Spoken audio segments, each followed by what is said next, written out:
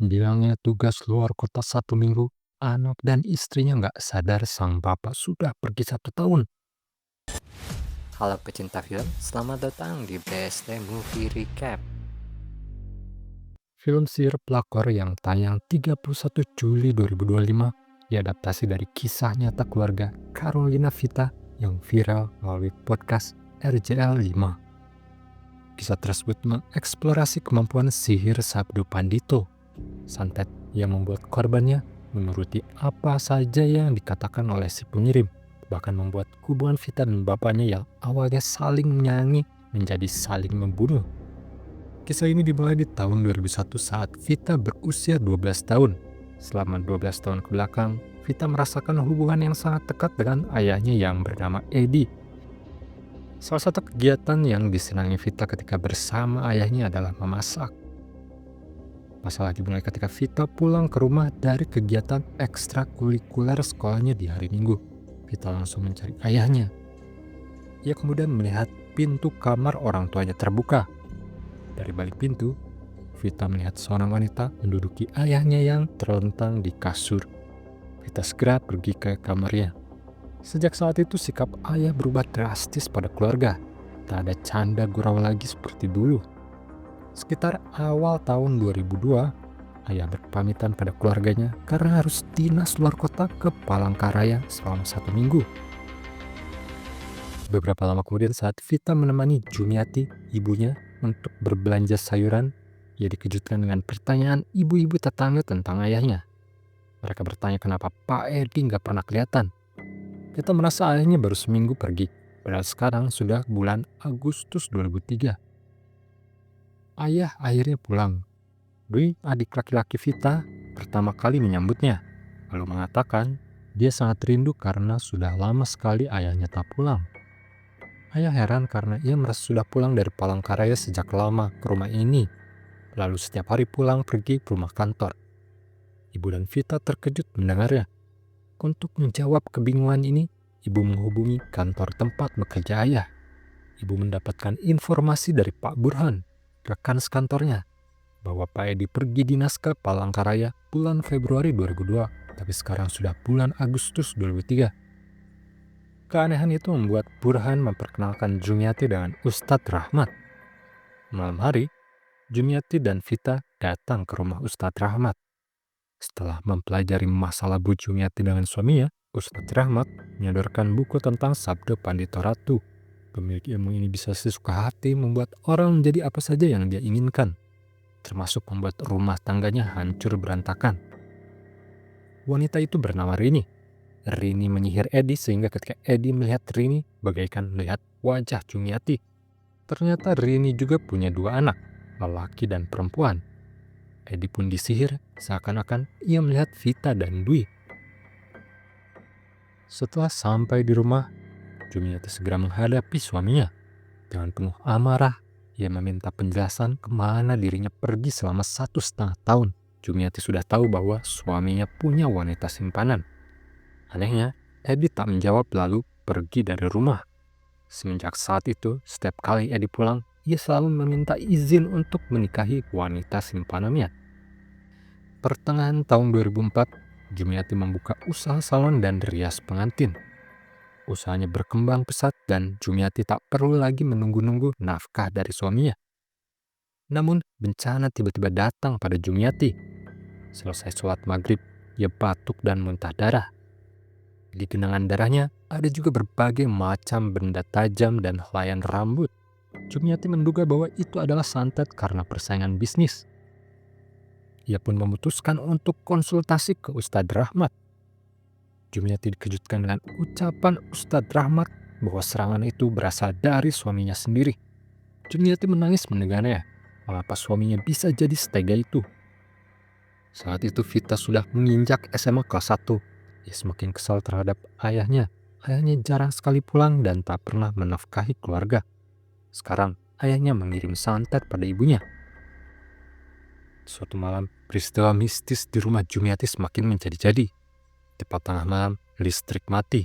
Angin kencang menerpa bangunan dan pepohonan sekeliling rumah. Saat mengambilkan air minum untuk Dwi di dapur, Vita merasakan bulu kuduknya merinding. Ada sosok yang merayap di langit rumah. Ternyata di belakangnya ada kuntilanak. Vita berteriak, tak sengaja menjatuhkan gelasnya hingga pecah, lalu berlari ke kamar.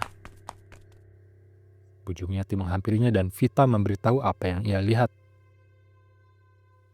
Hingga tahun 2005, Vita tak pernah lagi melihat ayahnya.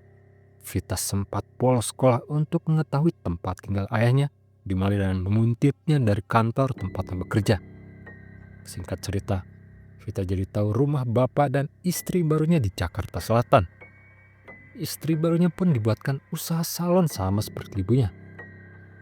Vita pulang dan memberitahukan temuannya pada ibunya. Ibu kecewa dan marah karena Vita bolos sekolah dan fakta bahwa ia tak perlu lagi menunggu kedatangan suaminya kembali ke rumah. Suaminya telah benar-benar memiliki keluarga baru. Akhir tahun 2006, Jumiati memutuskan untuk pulang ke kampung halamannya bersama Vita dan Dwi setelah Vita beberapa kali mengalami peristiwa gaib. Keesokan harinya, mereka tiba di rumah orang tua Bu Jumiati di desa. Bu Jumiati kecewa karena kedua orang tuanya menyambut dengan sikap dingin. Ternyata Edi kemarin sudah datang duluan ke sini bersama wanita yang disebut sebagai teman kantor. Dia bercerita bahwa Jumiati selingkuh dengan Pak Burhan, teman sekantornya. Anehnya mereka percaya dan jikalau Edi sudah menikah lagi, itu pun karena Jumiati yang selingkuh duluan. Jumiati dan Vita kecewa berat. Mereka pun segera kembali ke rumah. Jumiati konsultasi lagi ke Ustadz Rahmat. Di sana Jumiati diberikan panduan sholat malam dan zikir yang harus dilakukan tiap malam. Selama 41 hari, Bu Jumiati melakukan amalan tersebut. Namun hari demi hari serangan santet semakin kuat. Hari ketiga, bola-bola api terlihat melayang di angkasa melewati rumahnya.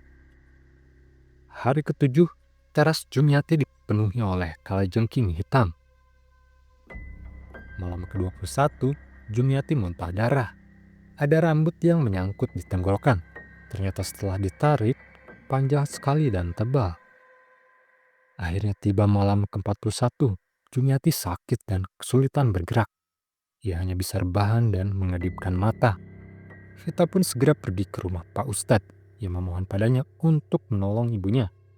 Setibanya di sana, Ustadz mengecek kondisi Jumiati. Setelah itu, ia menaburkan air yang harum kembang di area rumah. Ketika waktu maghrib datang, tiba-tiba seisi rumah bau bangkai. Ternyata sumbernya dari bawah ranjang Bu Jumiati. Di situ Ustadz Rahmat menemukan sebuah benda yang terbungkus kain. Ketika dibuka, isinya berbagai macam benda tajam dan pakaian dalam Jumiati yang terikat oleh tali pocong. Inilah sumber dari peristiwa mistis yang terjadi di rumah ini, dan itu berkat amalan yang dijalankan oleh Bu Jumiati. Ustadz Rahmat meminta mereka agar ikhlas dengan kepergian Edi, lalu melanjutkan hidup kembali. Singkat cerita, Jumiati membangun kembali salonnya. Usahanya pun kembali normal. Namun peristiwa mistis kembali muncul saat Vita SMK kelas 2. Di sekolah, Vita tiba-tiba kesurupan lalu pingsan. Vita kemudian dibawa pulang ke rumah. Ustadz selalu mengadakan pengajian setiap malam Jumat. Namun, melihat kondisi Vita, Pak Ustadz memutuskan untuk mengadakan pengajian malam itu, yaitu malam Selasa. Mereka mulai mengadakan pengajian setelah sholat Isya bersama. Tak lama setelah pengajian dimulai, bermunculan peristiwa-peristiwa mistis. Seperti ular hitam yang keluar dari punggung Vita. Setelah berhasil diamankan oleh Pak Ustadz, Vita merasa dirinya pingsan hanya selama 5 menit. Ia merasa dirinya muncul di tempat altah berantah dan dikejar-kejar oleh makhluk-makhluk mengerikan. Namun ternyata dirinya kesurupan selama berjam-jam. Vita sempat ditutupi oleh kain kafan lalu dibacakan Yasin. Semua orang memeganginya ketika ia memberontak dan melakukan aksi melayang yang mengerikan.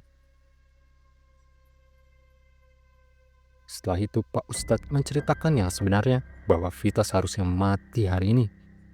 Kematian Vita merupakan bagian perjanjian dari Edi. Jika berhasil, Edi akan mendapatkan uang 6 miliar. Perjanjian tersebut sudah dilakukan sejak 40 hari lalu ditandai dengan memotong ayam cemani di Pelabuhan Ratu. Entah apa yang terjadi pada Edi karena rencananya gagal. Beberapa waktu kemudian, Vita memiliki teman yang ternyata ayahnya adalah dukun santet. Vita menceritakan segalanya pada temannya dan bapaknya tentang ayahnya. Mereka marah mendengarnya dan ingin membantu. Ayah temannya itu kemudian menyarankan untuk mempelajari ilmu supernatural yang akan dilaksanakan 40 hari kemudian di kampung halamannya. Singkat cerita, Vita pura-pura ikut PKL padahal pergi bersama temannya untuk bertapa di goa, mempelajari ilmu. Ia akan menggunakannya untuk membalaskan dendamnya pada ayahnya sendiri. Setelah Vita berhasil mendapatkan ilmunya, Vita berkali-kali mencoba untuk bertemu dengan bapaknya dan menyakiti istri barunya. Namun, berkali-kali itu pula hati dendamnya goyah, berubah menjadi rindu, kemudian dikecewakan kembali oleh sikap ayahnya. Sihir ini terlalu kuat, membuat ayahnya malah kembali menjahili Vita dan ibunya. Namun kali ini, Vita dan ibunya lebih kuat. Vita benar-benar harus ikhlaskan bapaknya pergi. Sampai saat ini, Vita tak pernah lagi bertemu bapaknya.